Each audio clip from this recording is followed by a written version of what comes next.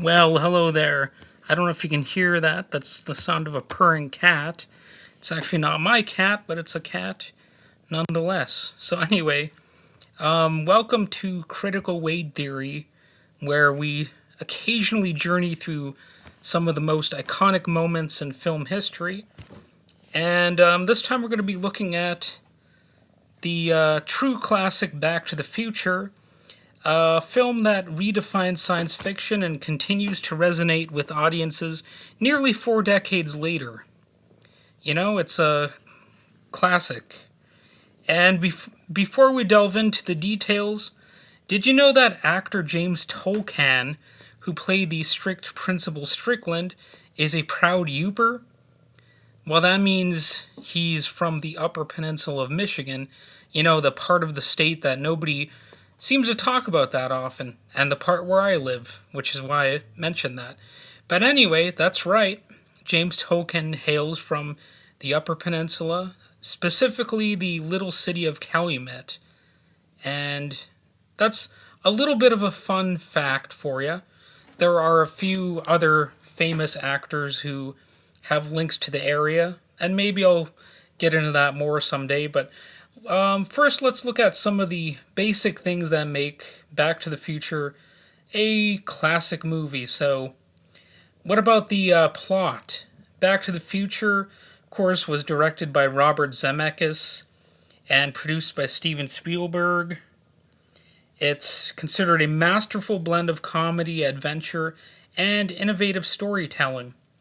And I can say that this movie is one of the favorite films of my nephew when he was a kid. He was wild about this movie, let me tell you. This and Jurassic Park and Jaws.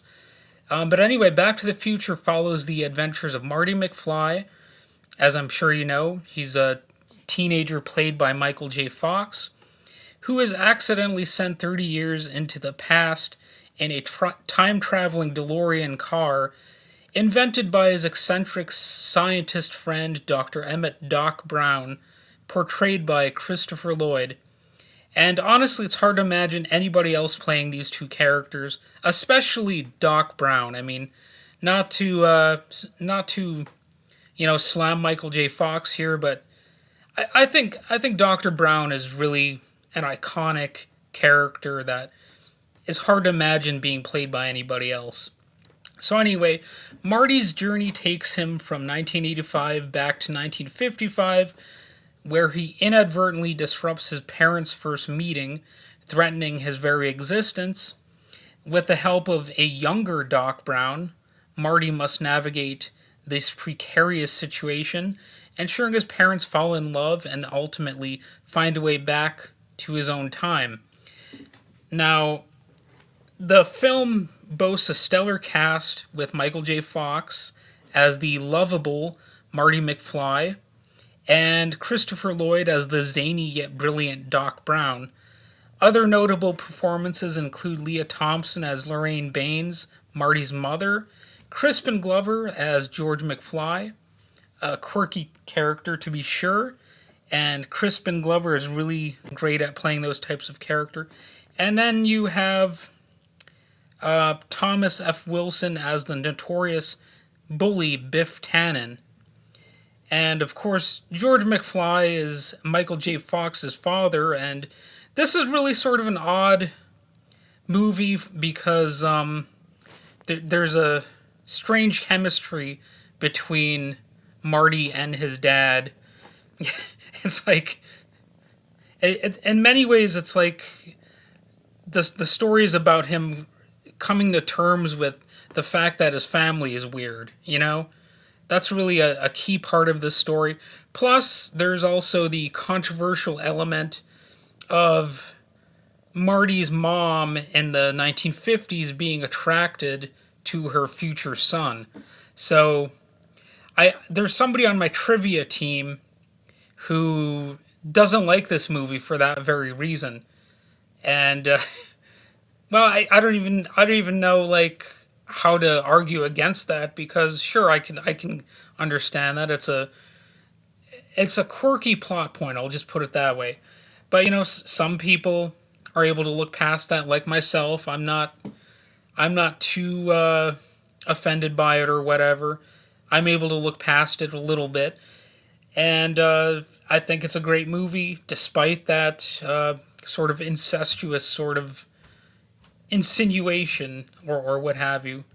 So yeah, these actors, it's a great cast. They bring to life a story that's both heartfelt and at times pretty hilarious, and it makes Back to the Future a cinematic treasure. And so, what about the the production and legacy and the story of like how the film came to be and all that? Well, I mean, there's a lot of people who have talked about uh, the actor who was originally going to be playing Marty, but I'm not going to get so much into that right now. I just want to say that it's directed by Robert Zemeckis, with a screenplay written by Zemeckis and Bob Gale. It became the highest grossing film of 1985. It's got a clever script, really no movie quite like it, engaging performances, and groundbreaking special effects that captivated audiences and critics alike. And of course, the film's success spawned two sequels that arrived not too long after the original. You had Back to the Future 2 in 1989 and Back to the Future 3 in 1990. And also, there was a short lived animated Saturday morning cartoon show that was fun.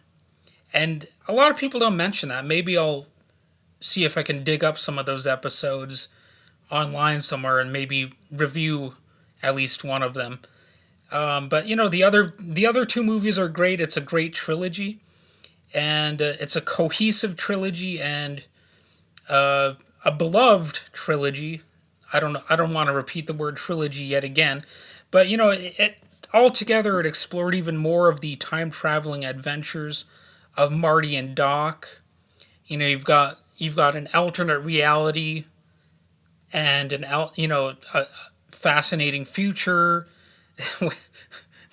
Well, I don't want to use the word fascinating too much there, but it's an interesting future for uh, Marty, and I think I'm just gonna say it. The character of Biff Tannen in part two, especially, is at least partly modeled after, you guessed it, Donald Trump. And if I remember correctly, that was even admitted by the filmmakers at some point.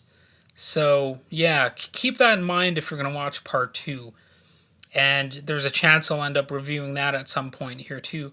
So, obviously, this movie has had a cultural impact and many iconic moments. It's sort of a pop culture landmark, you might say. And who could forget iconic lines like "Great Scott" and "Where we're going, we don't need roads." My nephew. I don't mean to bring him up too much, but he used to go around saying "Great Scott" sometimes. It was both cute and funny. So it's a movie that definitely still has an impact on people. And the film's DeLorean time machine and the concept of altering the past to affect the future have inspired a lot of different movies and TV shows. The soundtrack featuring Huey Lewis and the News and their hit The Power of Love became a chart topping success, further cementing the film's place in pop culture.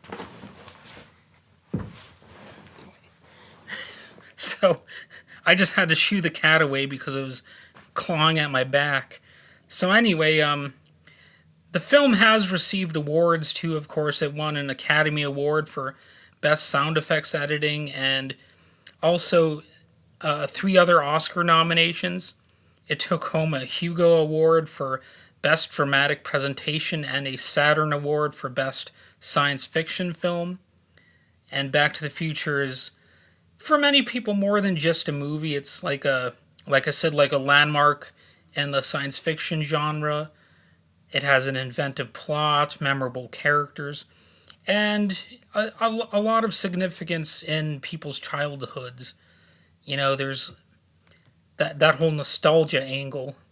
I think this is the first movie that I remember seeing in a movie theater, and I must have been like 5 years old or something like that.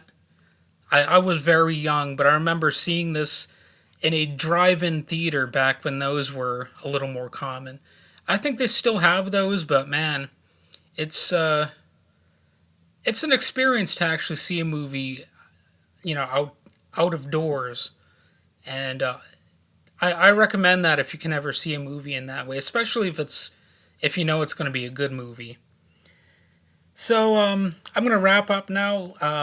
I want to just say that this is a film that continues to captivate new generations, and you don't have to be someone who was born in the 1980s or whatever. You don't need to have seen it as a kid in order to experience and enjoy it as an adult. It's one of those things you can discover for the first time all these years later and still enjoy it. So thanks for tuning in. If you enjoyed this episode, don't forget to subscribe if you see a subscription button, and you can share the episode with fellow movie enthusiasts. And until next time, keep exploring the classics. And I've got a politically charged episode coming up in the future here, planned for tomorrow. We'll see. So it's not all movie reviews, just a reminder. And yeah, have a good day.